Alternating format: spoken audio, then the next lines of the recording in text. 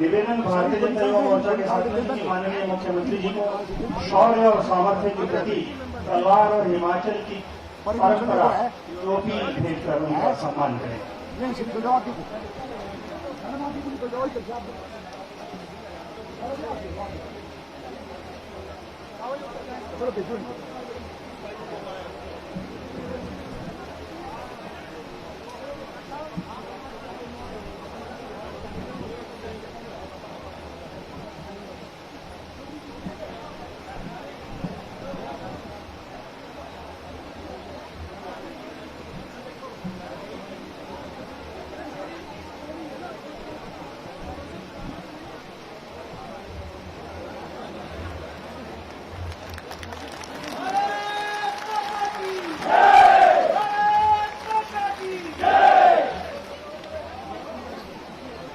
आपका बहुत बहुत आभार सर।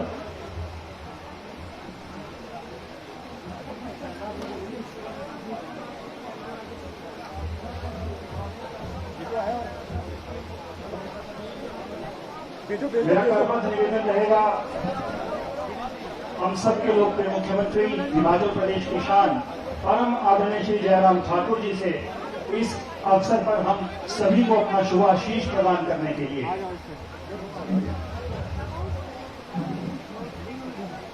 जोरदार ताली के साथ माननीय मुख्यमंत्री जी का स्वागत कीजिए, इस्तकबाल कीजिए। आपकी तालियों की आवाज जोरदार होनी चाहिए।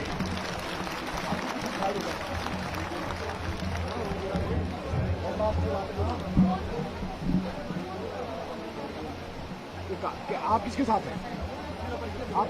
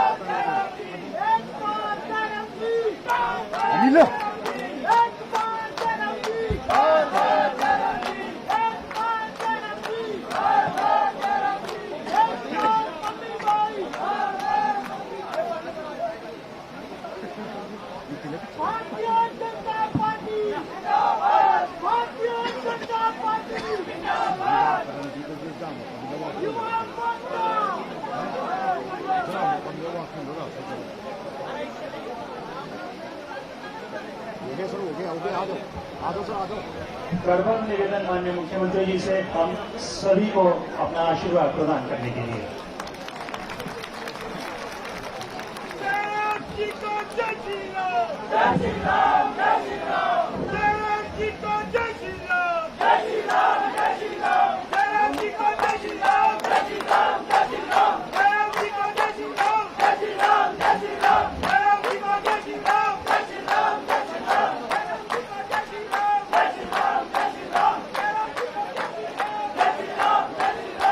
भारत माता की, भारत माता की, भारत माता की।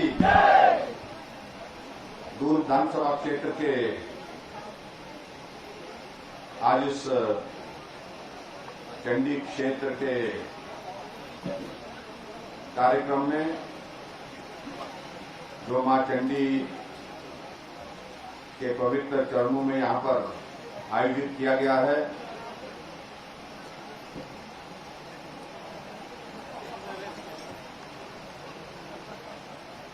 भारतीय जनता पार्टी के हमारे प्रदेश के सम्मानीय अध्यक्ष और शिमला लोकसभा क्षेत्र के सांसद आदरणीय श्री सुरेश कश्यप जी, हिमाचल प्रदेश सरकार में स्वास्थ्य मंत्री आदरणीय डॉक्टर राजीव सैजल जी, आपके इस विधानसभा क्षेत्र के लोकप्रिय विधायक जो आपकी समस्याओं को लेकर के सदैव संघर्षरत रहते हैं, भाई परमजीत सिंह पम्मी जी, हमारे बीच में जल बोर्ड के हमारे उपाध्यक्ष श्री दर्शन सैनी जी, गौ सेवा आयोग के वाइस चेयरमैन अशोक जी,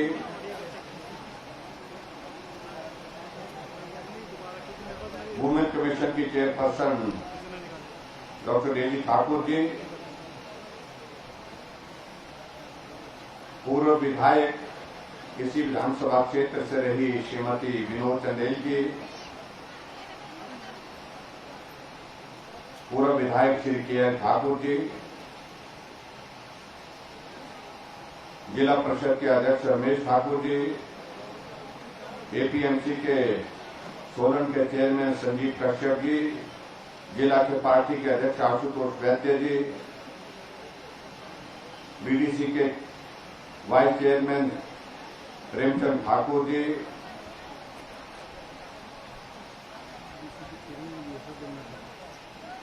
बीडीसी की चेयरपर्सन जमुना ठाकुर जी कह रहे हैं यहां पर उपस्थित हैं।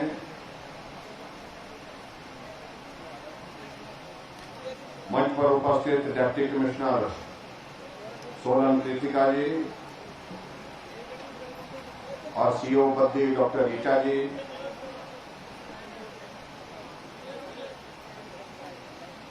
एसपी पुलिस श्री शर्मा जी और यहां उपस्थित सभी अन्य विभागों के वरिष्ठ अधिकारीगण, पत्रकार मित्रों, भाइयों बहनों, नौजवान साथियों,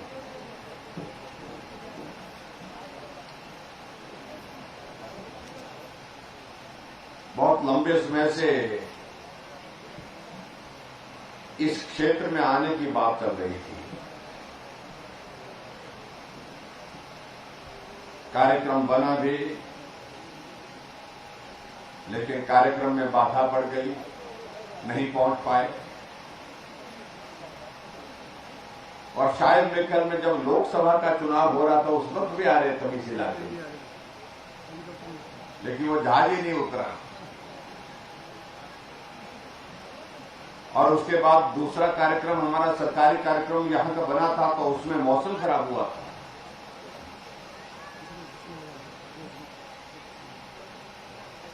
लेकिन उसके बावजूद भी आप सबके बीच में वर्चुअल माध्यम से जुड़ करके जो बातें करने की थी, जो कहने की थी, वो हमने की।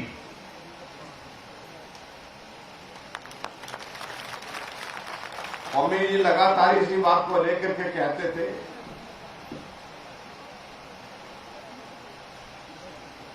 मेरा चंडी का क्षेत्र रह गया, वहां आपको जाना। हर बार पता नहीं मेरे दफ्तर में कितनी बार इन्होंने लिख करके दिया होगा चंडी जाने की बात कही।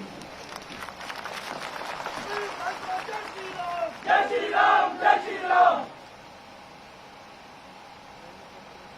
और आखिरकार आज मां चंडी का आशीर्वाद हमको प्राप्त हुआ। आज मां चंडी के दर्शन करने का भी सौभाग्य प्राप्त हुआ और चंडी क्षेत्र के लोगों के भी दर्शन करने का सौभाग्य प्राप्त हुआ। उसके लिए मैं आप सबका बहुत बहुत धन्यवाद करता हूं।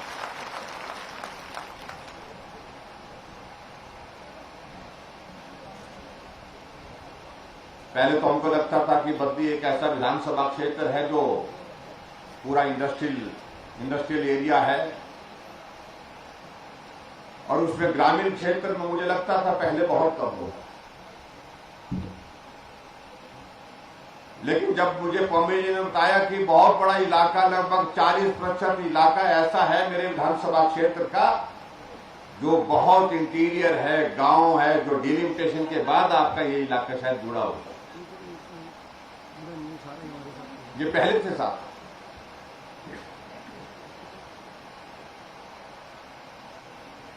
और फिर इसलिए मेरे कार्यक्रम के लिए इस प्रकार से लड़े हुए थे कि यहां कोई जाता नहीं बोलते।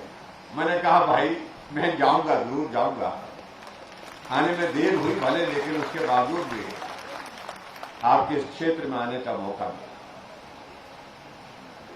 और मुझे इस बात की भी प्रसन्नता है कि आज अगर आपके इस विधानसभा क्षेत्र में आने का मौका मिला,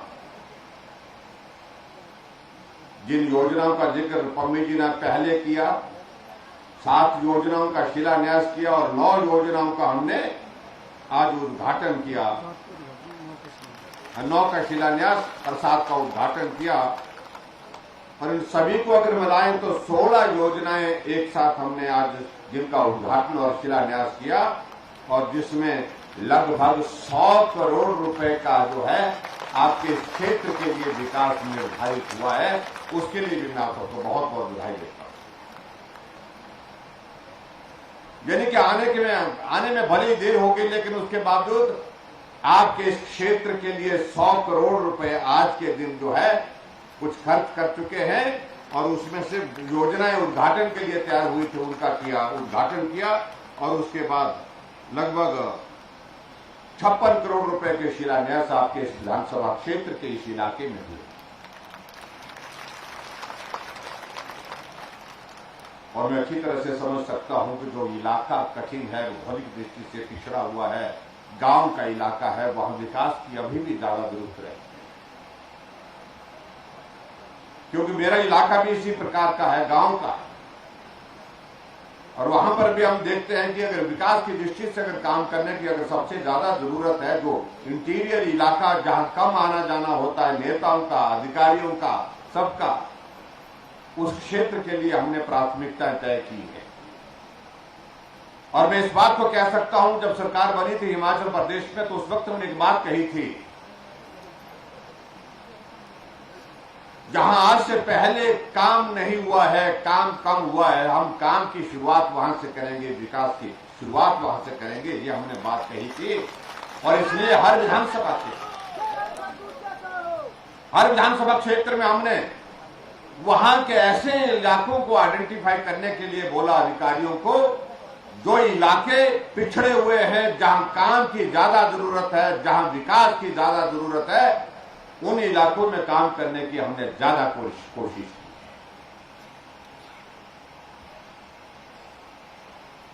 लेकिन इसका मतलब ये भी नहीं है कि जो आज हम चंबी आए तो हमने बद्दी में काम में कमी छोड़ी है। बद्दी में काम किया है और बहुत ज्यादा काम किया है, पिछली सरकारों की तुलना में बहुत ज्यादा काम किया है, उनकी तुलना में हमने सबसे ज्यादा काम किया।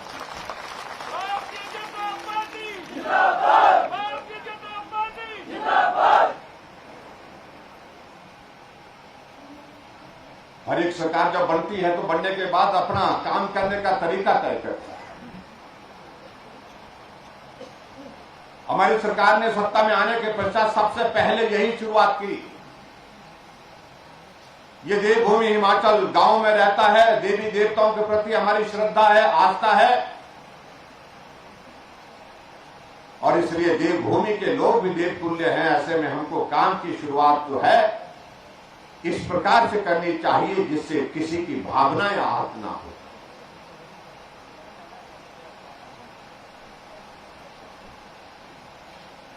जहां गरीब है उसके लिए ज्यादा मदद करने का रास्ता कैसे निकल सकता है, उसका रास्ता निकालने की हमने कोशिश की है।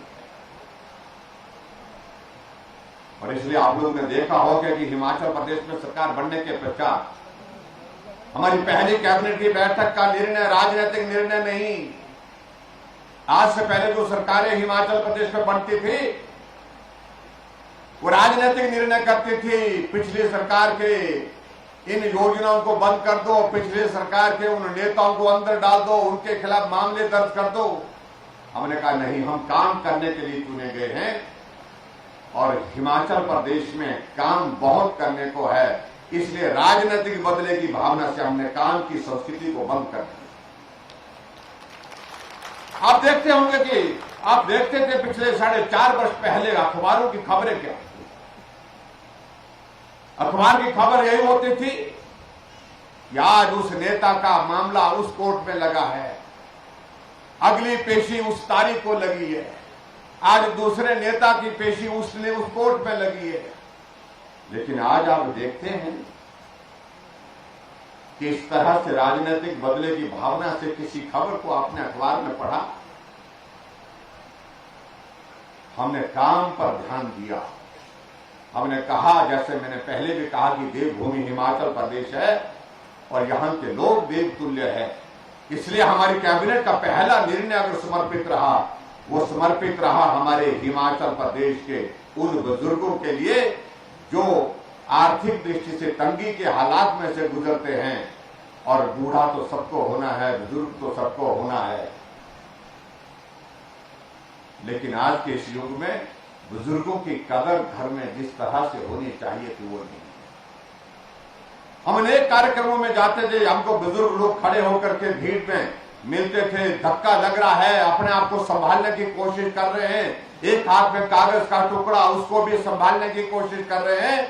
और जब हम उनके पास पहुंचते थे वो कहते थे हमें पेंशन लगा दो। मैंने कहा कि वो दृश्य दिल को छूने वाला दृश्य है, जिस बुजुर्ग की वजह से हमने इस दुनिया को देखा है, इस दुनिया को समझा है। आज वो भीड़ की कतार में खड़ा होकर के हमसे पेंशन की गुहार करे, इससे बड़ा दुर्भाग्य हो नहीं सकता। ऐसे में हमने निर्णय किया कि बुजुर्ग अपने घर में रहेंगे, लेकिन 70 साल के ऊपर के सभी बुजुर्गों के लिए एक मुश्त हमने पेंशन का प्रावधान करने की घोषणा की, ताकि हम बुजुर्गों का आशीर्वाद लेकर के इस नए काम की शुरुआत कर सकें।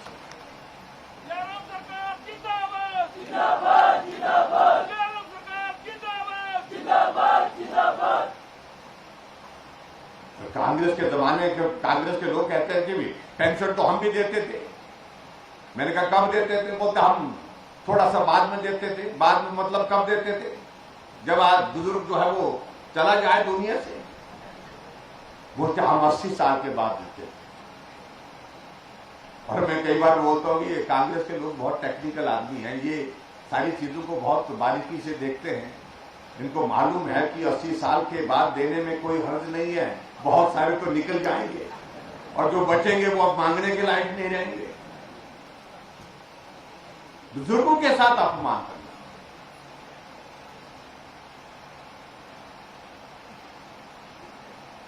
और अभी के बजट में हमने ये तय किया कि 70 साल नहीं, 70 साल के बाद तो पेंशन का प्रावधान हमने कर ही दिया। हमने कहा 70 नहीं, 60 साल के ऊपर सभी बुजुर्गों के लिए पेंशन का प्रावधान।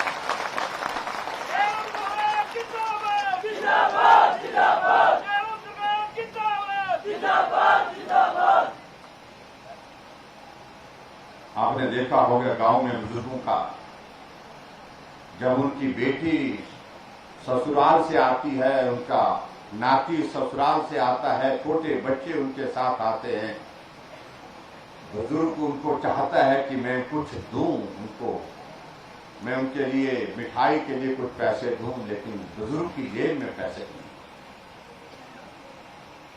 मुझे बुजुर्गों ने अपने हाथों से लिखे हुए पत्र भेजे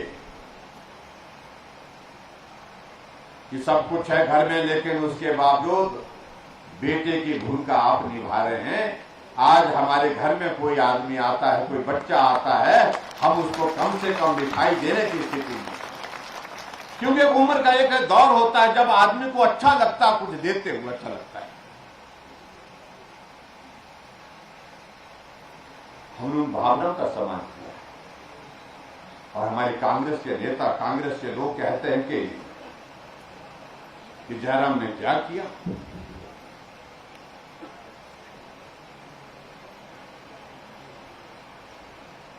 और इससे आगे बढ़कर के एक नहीं अनेक निर्णय हमने हट करके किए। कोई आदमी अगर बीमार हो जाता है, उस बीमार आदमी के इलाज के लिए अगर उसके पास पैसे नहीं है तो उसकी जिंदगी चीख पुकार के बीच में खत्म हो जाती थी, क्योंकि वो इलाज करने की स्थिति में नहीं, क्योंकि इलाज पर ज्यादा खर्चा है। और कुछ जगह हमने ऐसे भी देखे परिवार के लोग जहां परिवार के लोगों ने उसको बचाने के लिए कोशिश की, जमीन गिरवी रख दिया, घर गिरवी रख दिया, रिश्तेदारों से सहयोग मांग करके, मदद मांग करके ऋण ले लिया, लेकिन फिर भी उसकी जिंदगी नहीं बच पाई।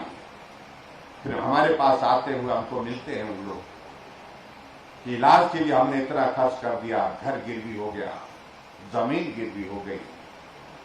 कुछ लोग कहते हैं कि हमने बुजुर्गों के इलाज के लिए इतना पैसा हमने लोन में ले लिया अपने रिश्तेदारों से, अब ये वापस करने की हमारी सामर्थ्य नहीं है।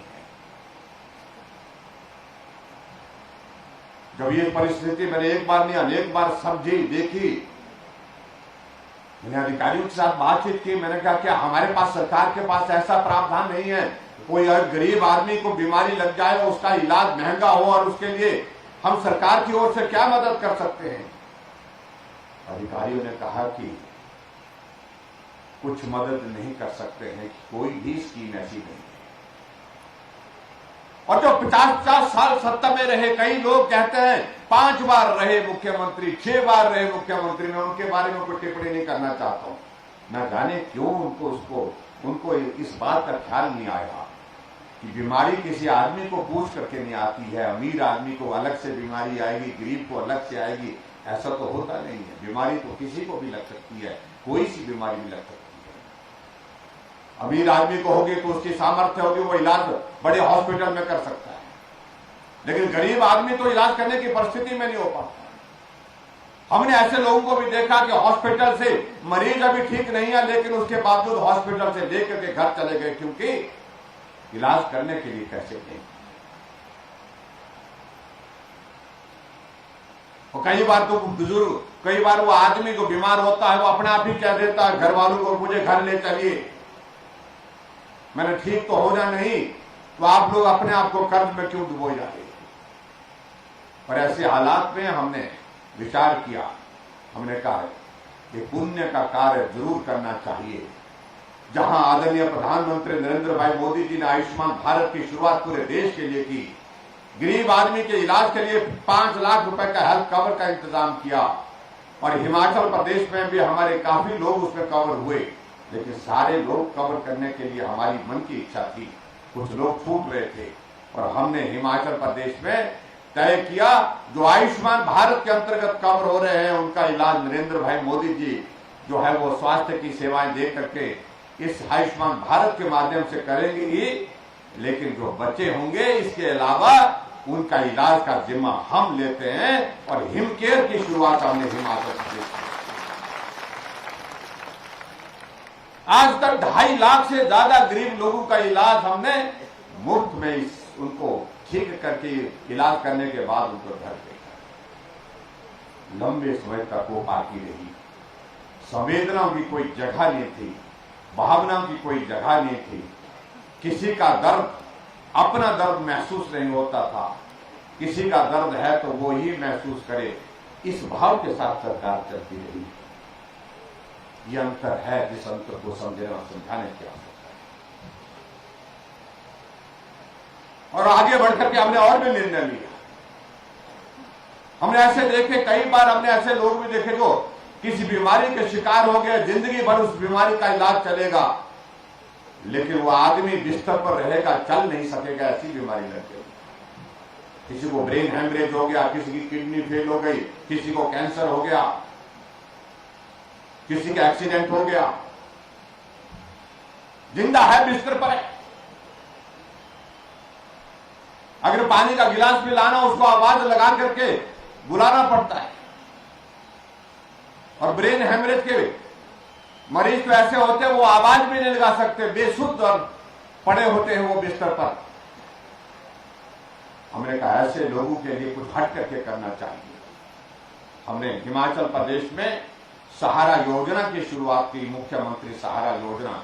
ऐसे लोगों को हमने पूरे हिमाचल प्रदेश में हर गांव से, हर घर से ढूंढा।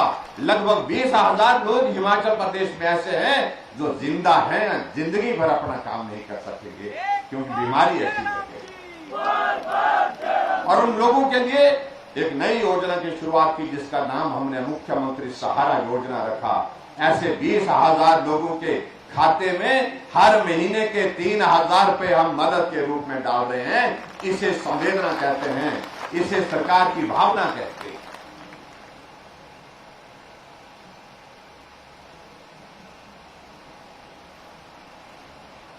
हमारी माताएं बहनें यहां पर बैठी हैं, खाना बनाती हैं, रसोई में लकड़ी जला करके जंगल से लकड़ी लाना, लकड़ी काट करके लाना, फिर जो रसोई में उस धुएं में रह करके खाना बनाना कठिन कार्य था। आदरणीय प्रधानमंत्री नरेंद्र भाई मोदी जी ने उज्ज्वला योजना की शुरुआत पूरे देश भर के लिए की। पर्यावरण भी सुरक्षित रहे, पर्यावरण भी बेहतर रहे, और हमारी माताएं बहनें जो हमको स्वादिष्ट भोजन बना करके देती हैं, उनके स्वास्थ्य पर भी जो है विपरीत असर ना पड़े, इसलिए उन्होंने उज्ज्वला योजना की पूरे देश के लिए शुरुआत की। और मुझे इस बात की खुशी है कि 1,37,000 गैस के कनेक्शन हिमाचल प्रदेश में उज्ज्वला योजना के अंतर्गत मिले। मेरे पास कुछ महिलाएं इस प्रकार के और गरीब आई कि बोलते नहीं बोलते, कुछ लोगों को तो गैस मिल गई लेकिन हमको नहीं मिली। मैंने कहा आपको क्यों नहीं मिली?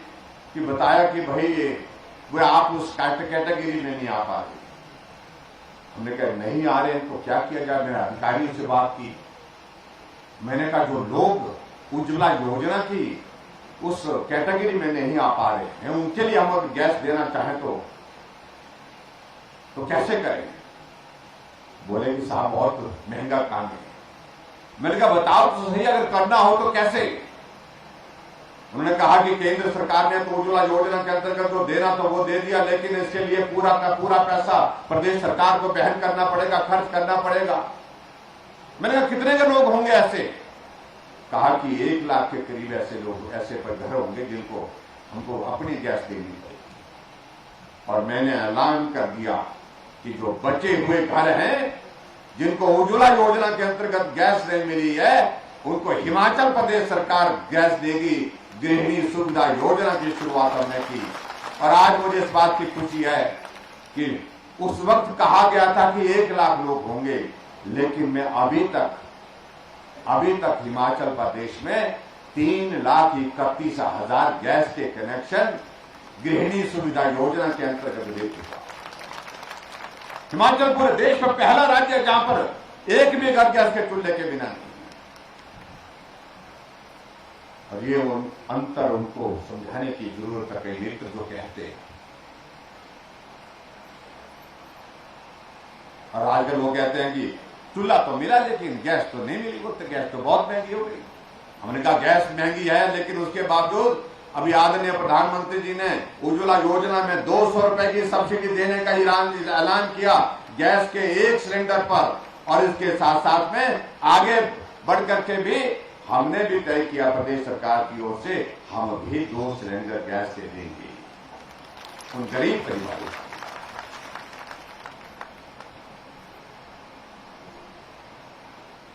हमने और निर्णय लिया, बेटियां हमारी गरीब परिवार की है, अगर बेटी गरीब है और उस बेटी की शादी पर हमने कहा कुछ योजना बनानी चाहिए। जब बेटी अपने मां बाप का घर छोड़ के दूसरे घर में जाती है तो हमने तय किया जो बीपीएल परिवार की बेटी किसी भी जाति की होगी, जिस दिन उस बेटी की शादी होगी तो हमने शगुन योजना शुरू की। और शगुन योजना के अंतर्गत हम 31,000 रुपए उस बेटी के खाते में डाले।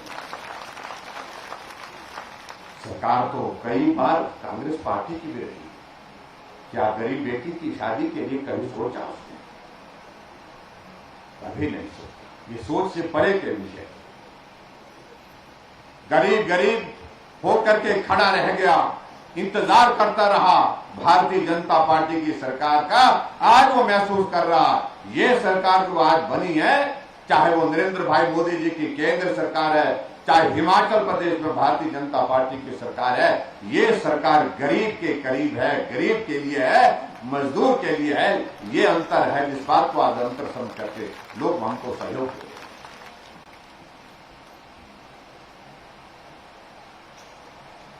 हमने और भी कुछ बातों का जिक्र किया। हमने कहा महिला सशक्तिकरण की दृष्टि से सेल्फ हेल्प ग्रुप बहुत सारी जगह हमने देखा कि बना करके तैयार किए हैं।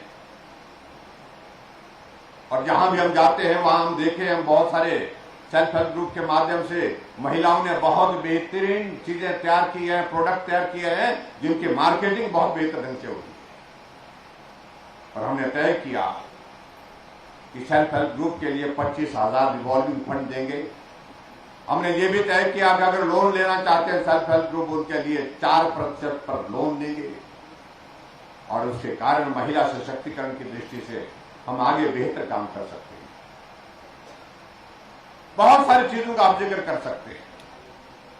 और यहां तक कि जो मुख्यमंत्री स्वावलंबन योजना है, उस योजना के अंतर्गत हमने ये तय किया कि अगर कोई नौजवान काम करना चाहता है, अपना व्यवसाय शुरू करना चाहता है, 1 करोड़ रुपए उसको ऋण देने का प्रावधान हमने किया है। और उसमें से 25% सब्सिडी यानी कि 25 लाख रुपए की सब्सिडी उसको मिलेगी जो अपना काम शुरू करे। लंबे समय तक सरकारें रही, लेकिन कभी भी इन सारी चीजों को लेकर के कभी सोचने की बात नहीं। और उसमें हमने आगे बढ़कर के यह भी तय किया कि अगर बेटी शुरू करेगी, कोई विडो शुरू करेगी, उनके लिए 25% सब्सिडी नहीं 35% सब्सिडी देंगे। यानी कि 1 करोड़ का लोन लेंगे तो अपने कारोबार के लिए 35 लाख रुपए को सब्सिडी के रूप में देंगे। और बहुत हजारों की संख्या में नौजवान, हजारों की संख्या हमारी बेटियां इसमें आगे बढ़कर के काम करने के लिए। अभी हमने और निर्णय लिए हैं। जिस दिन हिमाचल दिवस था, हिमाचल दिवस के अवसर पर हमने हिमाचल प्रदेश में कुछ और निर्णय लिए।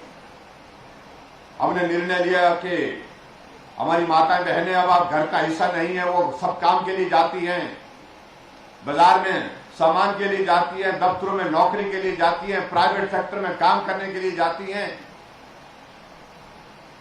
जब महिलाओं की संख्या हमारी जनसंख्या का आधा हिस्सा है, यानी कि 50% है, तो ऐसे में हमने एक और विचार किया, क्यों ना हम ऐसा सोचें कि जुलाई महीने के पश्चात महिलाओं का आने जाने का बसों में किराया भी आधा कर दिया जाए।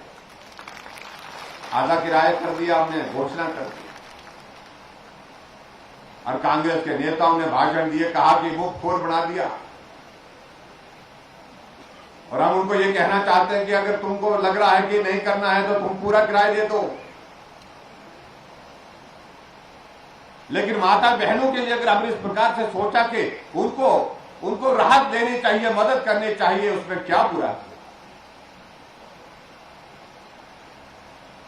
और कई बार तो मैं इस बात को लेकर के मजाक में कह रहा था कि कई जगह तो हमारे पुरुष जो है बहुत नाराज हो गए हमसे, कहने लगे कि महिलाओं के लिए आप सब कर रहे हैं, हमारे लिए तो कुछ नहीं किया। किराए बोलते आपने आधा कर दिया, हमने क्या बिगाड़ा था बोलते आप।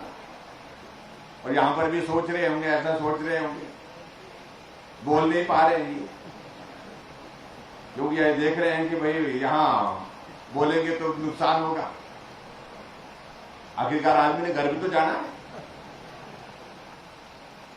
लेकिन मैं किसी साथी ने मुझसे पूछा कि भाई हमने क्या बिगाड़ा, मैंने कहा बिगाड़ा तो कुछ नहीं है, लेकिन अगर 50% अगर महिलाओं के लिए हमने किराया कम किया है, तुमको भी बहुत बड़ी राहत मिलेगी, क्योंकि बटुआ तो तुम्हारा ही खुलेगा।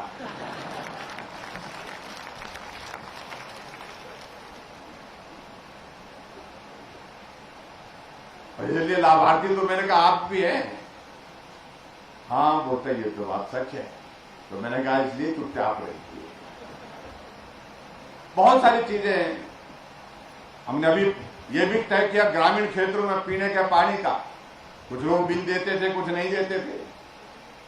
मैंने अधिकारियों के साथ जब मीटिंग में बातचीत की, मैंने कहा ये कुछ लोग किराया देते हैं नलके का, कुछ लोग नहीं देते, इसकी वजह क्या? बोलते थे कुछ लोग दादागिरी करते हैं, नहीं देना तो नहीं देना बोलते।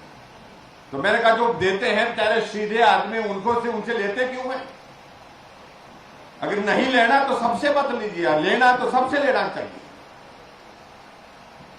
फिर हमने निर्णय किया कि हिमाचल प्रदेश में जैसा आदरणीय प्रधानमंत्री जी ने ऋषि के मैदान में कहा कि जल शक्ति मंत्रालय पूरे देश भर में हर घर को नल और नल में शुद्ध जल का काम अगर कोई सबसे बेहतरीन कर रहा है पूरे देश भर में, तो हिमाचल उसमें पहले नंबर पर। और हमने ये भी तय किया कि जो पानी घर में आपको मिल रहा है पीने के लिए, उसका किराया नहीं लेंगे। जुलाई महीने के बाद उसका किराया नहीं लेंगे।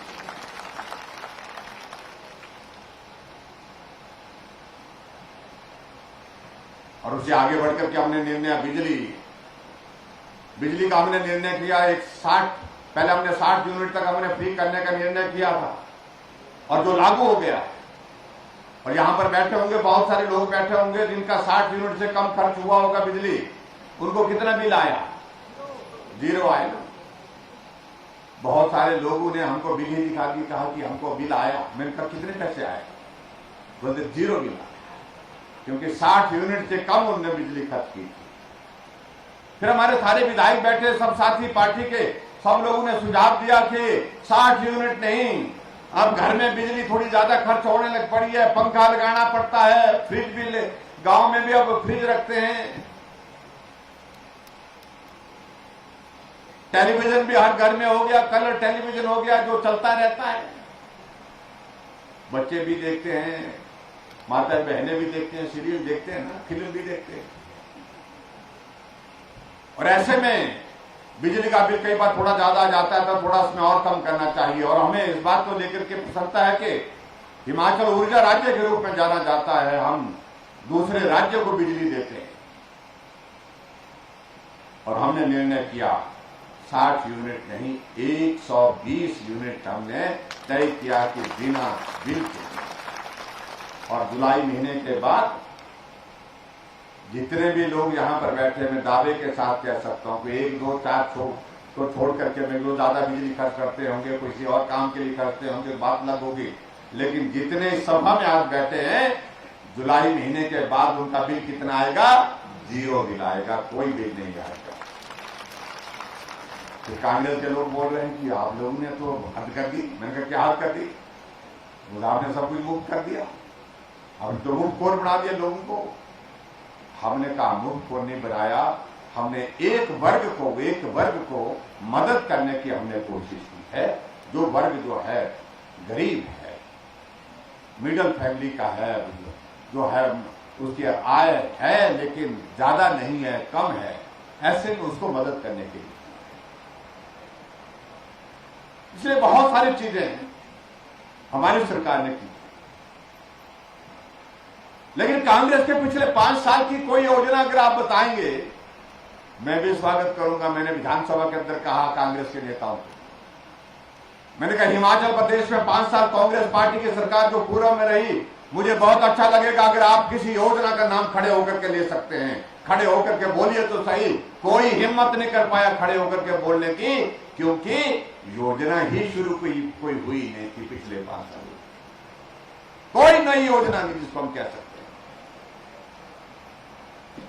योजना क्या होती है? जब चुनाव आता है, तुमको तहसील दे दी, तुमको हॉस्पिटल दे दिया, तुमको ये दे दिया, घोषणा करते थे, इसके सिवाय कुछ नहीं। और हमने जिन योजनाओं का जिक्र यहां पर किया, ये सारी की सारी योजना नहीं है, लेकिन ये अंतर है। एक बार पहली बार हम मुख्यमंत्री बने, हमने इतनी सारी योजनाओं के माध्यम से गरीब आदमी की मदद करने की कोशिश की है इन 4.5 वर्षों में। और जो कांग्रेस पार्टी के जो हमेशा इस बात का जिक्र करते रहे, इतनी बार के मुख्यमंत्री, उनका योगदान उस दृष्टि से क्या है? कौन सी योजना ऐसी उनने गरीब के लिए शुरू की, उसका जिक्र तो करें कांग्रेस के लिए, जिक्र तो करें, बताएं तो सही। बताने की स्थिति। इसलिए भाइयों बहनों, बहुत वक्त लंबा हो गया, मुझे अगले कार्यक्रम में भी जाना है, उसके बाद दिल्ली पहुंचना है। और यहां गर्मी भी बहुत तेजी की तरफ बढ़ रही है। आपके इस क्षेत्र में आज 100 करोड़ के उद्घाटन और शिलान्यास हुए हैं, और मैं सोचता हूं कि अब काफी हुए हैं। अब हमारी बारी नहीं, अब आपकी बारी है कुछ करने की। तो आप मालूम नहीं अब प्यार है कि नहीं है।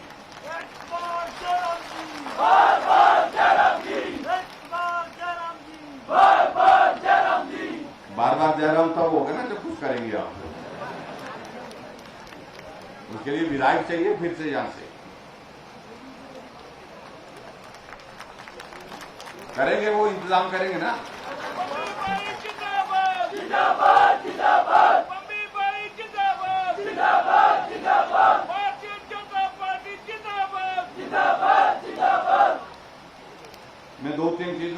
पर जिक्र करूंगा, बाकी इन्होंने लंबी लिस्ट बना करके दे रखी है। एक तो उन्होंने मांग की है यहाँ पर साई में पशु औषधालय खोलने की बात कही है। उसने कहा कि दर्जा बढ़ाने की बात कही है, दर्जा बढ़ाना, वेटनरी डिस्पेंसरी है, वेटनरी हॉस्पिटल की बात कही है। और मैं इस मांग को स्वीकार करता हूं, इसका दर्जा बढ़ा करके वेटनरी हॉस्पिटल करने की जो बात कही है उसको पूरा करेंगे।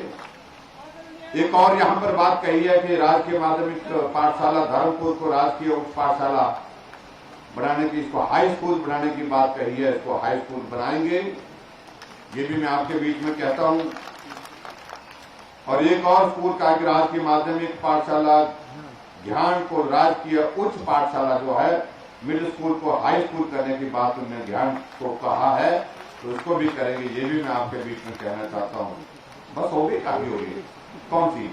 एक ही बोलना, एक ही बोलिए तो कौन सा? हाँ, एक और जो है यहाँ पर राजकीय उच्च पाठशाला बटोली कलां को जो है वो सीनियर सेकेंडरी स्कूल करने की जो मांग कही है, इसको भी हम पूरा करते हैं। इसके लिए भी आप लोग को बहुत बहुत बधाई। कॉमर्स की क्लासेस शुरू करने के लिए यहाँ पर कहा कि जो माध्यमिक वरिष्ठ माध्यमिक पाठशाला कुठार, वहां कॉमर्स की क्लासेस शुरू करने के लिए जो बात कही है उसको करेंगे। और यहाँ पर एक ITI जो पट्टा में है उसमें फिटर का ट्रेड शुरू करने के लिए इन्होंने आग्रह किया है, उसको भी करेंगे। इसमें ये भी मैं आपके बीच में कहना चाहता हूँ। हाँ जी, शेरला से कोई आए नहीं, आए नहीं, एक आए, दो आए। हाँ जी, कोई मांग तो नहीं है ना आपकी? नहीं है, नहीं बोले नहीं है कोई मांगा, जबरदस्ती क्यों कर रहे? हाँ जी, मांग तो है नहीं आपकी कोई है। मैं तो आपको देखना चाह रहा था, मैं देख लिया आपको आए। ठीक है, बहुत धन्यवाद। यहाँ कहा इन्होंने कि शेरला में एक वेटनरी डिस्पेंसरी खोलने की बात कही है, तो वेटनरी डिस्पेंसरी वहां पर शेरला में खोल देंगे। ये भी मैं आपके बीच में यहाँ पर कह रहा हूं। और उसके बाद एक जो पटवार सर्कल डकरियाना का पटवार सर्कल अलग से बनाने की बात कही। इसमें क्या परेशानी हो गई आपको? पटवार सर्कल बनाना रखे? हाँ जी,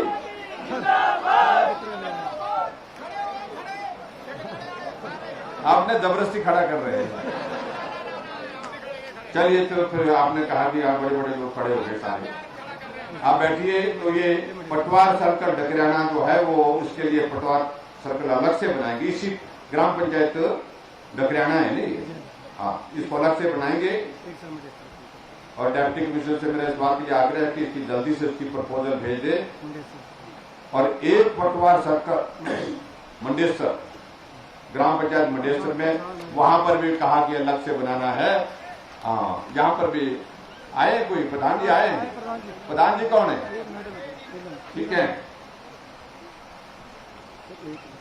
बिना पटवार सर्कल के चलेगा जी? क्या चल पड़ेगा? चलो बना देंगे आपका भी पटवार सर्कल।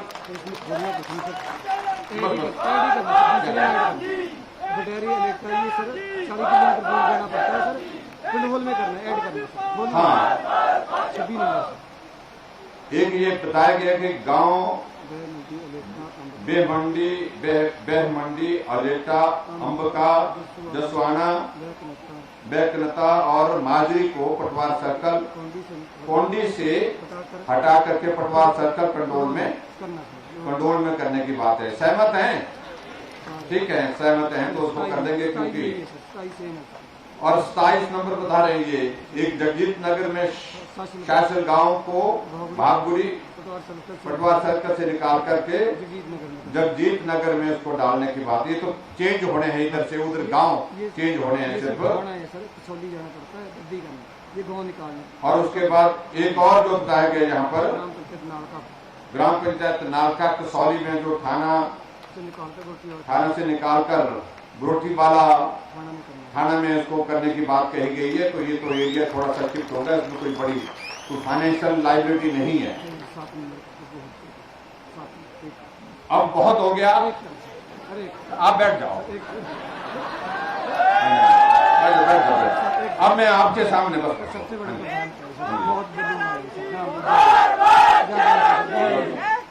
बहुत लोग आए। कौन है? बहुत लोग। जाडला से कौन आया कोई? जाडला हाँ जी। जाडला वाले प्रधान सारे सर, वो हाँ जी। सारे जाडला सर, सारी जाडला रख अच्छा, जाडला ये बहुत जरूरत है। जाडला से आए, थोड़े से आए, बाकी घर रखे हैं आपने। सारे जाडला सर। चलो ठीक है, ठीक है। तो जाडला में एक आयुर्वेदिक डिस्पेंसरी खोलने की बात कही है हमने, तो ये आयुर्वेदिक डिस्पेंसरी भी खोल देंगे और ठीक तरह से आपको स्वास्थ्य की सुविधा मिल सके। अब जो एक दो चीजें, एक आधी चीज और रहती है, उसको पूरा करने की दृष्टि से जो बात कही गई है, और वो बात कही गई है कि जो हमारी उप तहसील है किशनगढ़, इसमें मैं देख रहा था पटवार सर्कल, इसमें 12 हैं। दो आपने छोड़ दी तो तो दो ये इसलिए बनाए होने तो लगता है मुझे कि भाई अपना पूरा ये करने के लिए, जस्टिफिकेशन बढ़ाने के लिए किया आपने। तो ये किशनगढ़ उप तहसील है और ग्रामीण क्षेत्र में है, और ग्रामीण क्षेत्र में इसमें 12 पटवार सर्कल है। अगर 2 पटवार सर्कल जो नए बनेंगे उसके बाद 14 पटवार सर्कल हो जाएंगे। कहना यही है कि हालांकि मैं सहमत तो नहीं हूं इस बात के लिए, क्योंकि पटवार सर्कल अगर तहसील बनाने के लिए चाहिए तो वो नहीं है सर, वो दूर पड़ते सर। तहसील बनाने के लिए चाहिए तो 30 चाहिए होते हैं, तो आधे बन रहे हैं, कैसे होगा। लेकिन फिर भी यहाँ की भौगोलिक परिस्थितियों को ध्यान में रखते हुए इस सब तहसील को मैं तहसील करने की घोषणा करता हूं।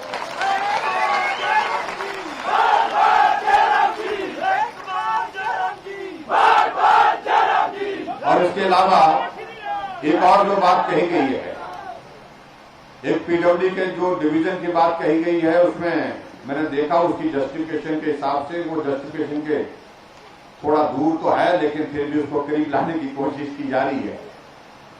जो मांग की जा रही है कि लोक निर्माण विभाग का अलग से अपना इस विधानसभा दूर का जो है डिवीजन होना चाहिए, और मैं भी सहमत हूं, उसमें काम करने के लिए सुविधा रहती है विधायक को। और इस पीडब्ल्यू के डिवीजन के लिए जो जस्टिफिकेशन बढ़ रही है, तो उसके मुताबिक आपके विधानसभा क्षेत्र के अंतर्गत पट्टा महलों में पीडब्ल्यू का डिवीजन खोलने की भी मैं घोषणा करता हूं, और ये भी हो जाएगा आपके यहाँ।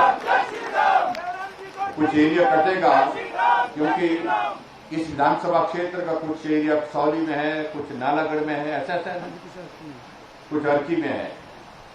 और ये जो जितने भी इस प्रकार से जो पड़ोस वाले होते हैं, वो ज्यादा जहां जिस क्षेत्र में डिवीजन होता है उस क्षेत्र का दखल उसमें ज्यादा रहता है। तो अब दखल से बाहर कर दिया, आपका दूर विधानसभा क्षेत्र का अपना डिवीजन होगा। तो मुझे लगता है कि बहुत सारी बातें पूरी हो गई। नहीं कह रहे कि सारा तो कर दिया।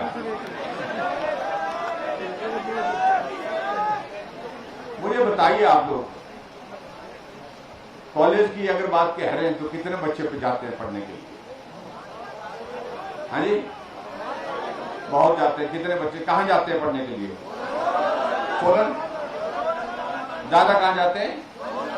सोलन और नालागढ़। तो कितना किलोमीटर है? हाँ जी,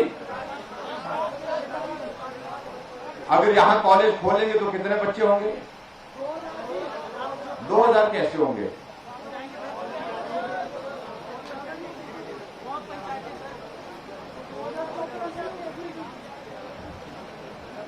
मैंने सारा इस बात को देख लिया है कि कितनी पंचायतें पड़ती हैं इस इलाके में जहां जहां ये पड़ता है। 24 पंचायतें। तो 24 पंचायत के सारे बच्चे थोड़ी यहां आएंगे, थोड़े आएंगे। अगर मैं आपको बात कहूं, बहुत बातें आपने हमसे मना ली, लेकिन अगर हमको आपसे कुछ मांगना हो तो आप क्या देंगे इसके बदले? आप क्या देंगे? मुझे तो एक आदमी चाहिए, विधायक चाहिए मुझे इस विधानसभा क्षेत्र से, और कौमी हम पर काम कर रहे हैं, तो कौमी द्वारा चाहिए, सबका सहयोग चाहिए इसके लिए। अगर ये वादा है तो पक्की बात करो, पहले आप वादा करो, हाथ खड़े करके करो। कुछ रह गए, कुछ सोच रहे हैं।